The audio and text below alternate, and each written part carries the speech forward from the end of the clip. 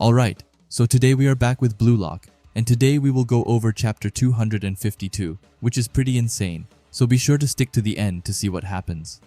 Anyway, my name is Natsu. I'm going to stop talking and let's get right into the chapter. However, before that, please double check if you are subscribed to the channel, as you don't want to miss my chapter reviews. While you're already down there, you can always leave a like and a comment. And with that out of the way, let's finally get into it. Alright, so let's begin by reading the text at the top, which will help us remember what happened in the last chapter.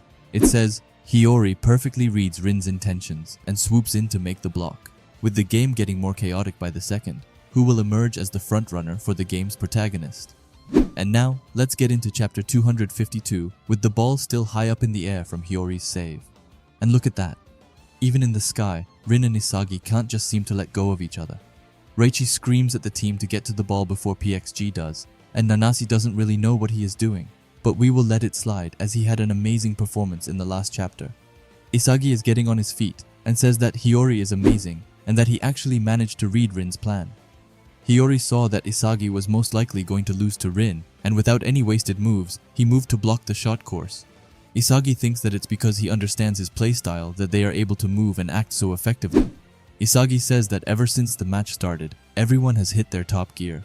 As a result, all of their plays are super high level, and everyone has actually managed to play exactly how they imagined that they would. It looks like Isagi has stars in his eyes as he says that it's amazing, and that this is without a doubt the greatest match that he has ever played in. Anyway, let's get away from Isagi and see who actually managed to pick up the second ball.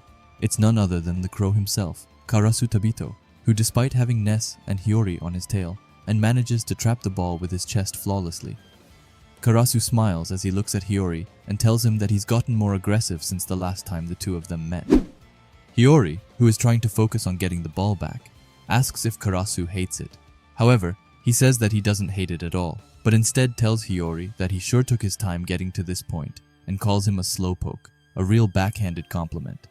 Anyway, now that they have stopped flirting with each other, we see Reichi, who says that PxG is coming towards them and tells Bastard Munchen to stay alert for which system they are attacking them with. Isagi is looking at Karasu and says that he needs to predict it and quickly figure out the best possible football that everyone can produce at this moment. He basically wants to see where everyone would position themselves and play if they were at their peak. Hiyori is closing in on Karasu, but just then he passes the ball backward, which no one saw is coming. We then see Loki sitting comfortably in his master chair as he says that right now, everyone's hyper-focused on the situation in front of the goal, and that this is the perfect moment for a trickster like Charles to come into play, which is exactly what is happening. The back pass from Karasu was directed for no one else than Charles, who was right behind Hiyori and Karasu. Charles has this immense and intense aura around him, as he of course has one of his teeth sticking out like everyone in Blue Lock has. But I would like to say that Corona started that trend. Anyway, Charles says that it's time to wreak havoc on his devilish content, and we can clearly see in Isagi's face that he knows that they are doomed, as he says that they were so focused on themselves and reading the situation that they totally lost track of the playmaker of PxG Charles. And now with him loose, he is beginning to load up a pass. We can even see that his eyes begin to almost spin.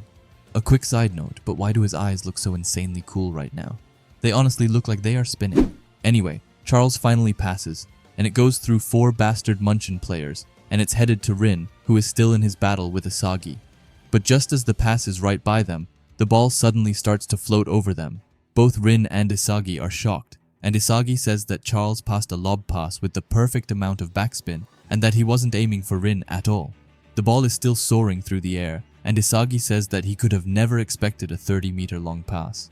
But if it's not Rin, he wonders what it's for, and it seems like he forgot the literal demon of Blue Lock, who is running for his life towards the ball. Isagi still can't believe it as he says that Shidou is the only one who reacted to Charles's pass, and wonders if they practiced this beforehand. But then he notices something important, which he himself can't believe at first, but he sees that Shidou isn't even looking at the ball, meaning that Charles and Shidou basically did what Isagi and Hiyori did for the last goal in the Ubers game. Even Charles himself is a bit surprised, as he says that someone actually caught up to his pass. After that, Shidou looks back for the first time and is also surprised that it actually came exactly as he wanted it to. As this is going down, Isagi wants to have a timeout to process all of this as he wonders how they managed to do this, saying that they didn't even make eye contact. He thinks that it might be improvised, and that it might be the result of both of them being able to bring out their best simultaneously. After that, he compares it to what Hiyori and himself did, and says that they did the same thing, and that they also clashed and crossed their winning vision.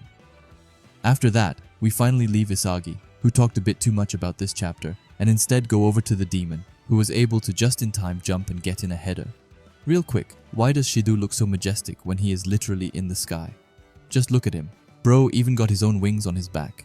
Anyway, Shiodou's header goes into the goal flawlessly, as Gagamaru tried but understandably couldn't save that sort of goal. And with that, Shidou has just managed to get PxG's first goal of the game, which puts them in the lead. And I know that I said that Shidou looked really majestic in the chapter before, but why does he look so goofy here? Like, it looks like he is just going to splat down onto the ground after this. Anyway, it looks like Isagi has realized something, as he says, so that's the key to winning this match. And the key is that they are going to have to consistently clash and cross their visions of themselves as the best players in the world. After that, we see both Shidou and Charles celebrating their spectacular goal, with both of them speaking in emojis for some really weird reason. With Charles saying a demon face emoji, and Shidou a heart, I guess. That sounded so goddamn weird saying. But we move. And I forgot to say, but both of them of course have their tongues out. You know, just normal Blue Lock stuff over here. The text at the bottom says, taking advantage of the chaos, Charles gets loose and unleashes a killer pass to Shidou, who fires it in the back of the net to open the scoring.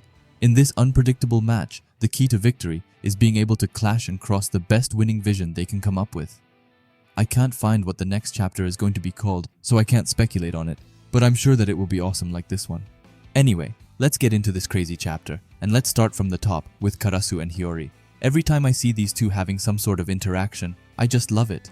It might be because of how much impact Karasu had on Hiyori's life, and you could call him the reason he is still here and fighting and seeing them now just going at each other, but still keeping a friendly spirit, unlike Rin and Isagi. And I'm also glad that Hiyori found his spark before this match, so that Karasu can really feel what Hiyori goes for.